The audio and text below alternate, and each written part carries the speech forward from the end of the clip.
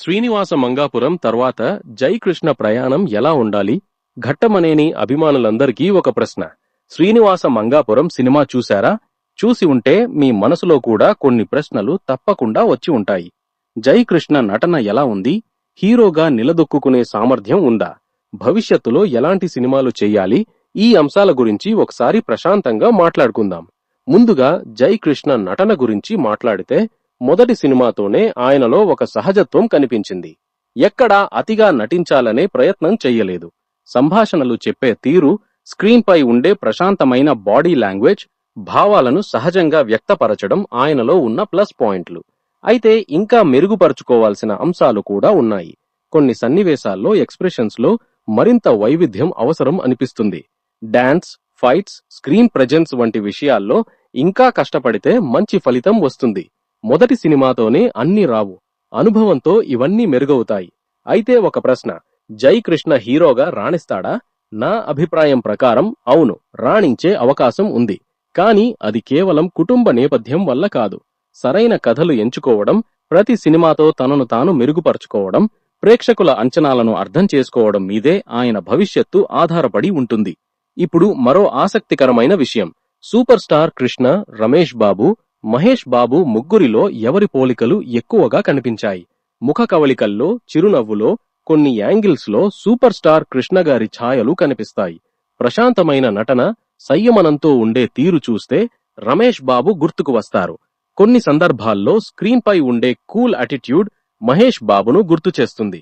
అంటే ముగ్గురి ప్రభావం కనిపించినా జై కృష్ణ తనకంటూ ఒక ప్రత్యేకమైన వ్యక్తిత్వాన్ని నిర్మించుకోవడం చాలా ముఖ్యం.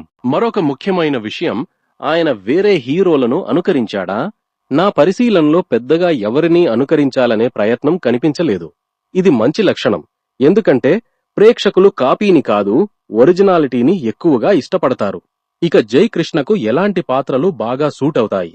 కుటుంబ కథా చిత్రాలు, భావోద్వేగాలకు ప్రాధాన్యమున్న పాత్రలు, గ్రామీణ నేపథ్య కథలు, యువతను ఆకట్టుకునే ప్రేమ కథలు, మంచి సందేశమున్న సినిమాలు ఆయనకు బాగా సరిపోతాయని అనిపిస్తుంది. కేవలం యాక్షన్ హీరోగా కాకుండా నటనకు అవకాశమున్న పాత్రలు చేస్తే తన ప్రతిభను మరింత నిరూపించుకోగలడు. ఇప్పుడు అత్యంత ముఖ్యమైన ప్రశ్న, జై కృష్ణ తీసుకోవాల్సిన జాగ్రత్తలు ఏమిటి? మొదటిగా, కథ విషయంలో ఎలాంటి రాజీ పడకూడదు. రెండవది, తొందరపడి వరుస సినిమాలు చెయ్యకుండా ప్రతి సినిమాకు సరైన ప్రిపరేషన్తో రావాలి. మూడవది, విమర్శలను కూడా స్వీకరించి వాటిలోని మంచి సూచనలను ఉపయోగించుకోవాలి. నాలుగవది, సోషల్ మీడియాలో వచ్చే ప్రశంసలు, విమర్శలు రెండింటినీ సమతుల్యంగా తీసుకోవాలి. ఇప్పుడు అభిమానుల్లో ఎక్కువగా చర్చ జరుగుతున్న ప్రశ్న, జై కృష్ణ సూపర్ స్టార్ కృష్ణ గారిలా ప్రజానటుడిగా ఎదగాలా, లేక మహేష్ బాబులాగా పూర్తిగా కెరీర్ పైనే దృష్టి పెట్టాలా? సూపర్ స్టార్ కృష్ణ గారు సినిమాలతో పాటు సమాజంతో కూడా అనుబంధం కలిగి ఉన్నారు. మహేష్ బాబు తన కెరీర్ను అత్యంత క్రమశిక్షణతో నిర్మించుకుని స్టార్డమ్ను నిలబెట్టుకున్నారు. ఈ ఇద్దరి ప్రయాణాలు వేరు, కానీ రెండింట్లోనూ నేర్చుకోవాల్సిన విషయాలు ఉన్నాయి. జై కృష్ణ కూడా తన వ్యక్తిత్వానికి తగ్గ దారిని ఎంచుకోవాలి.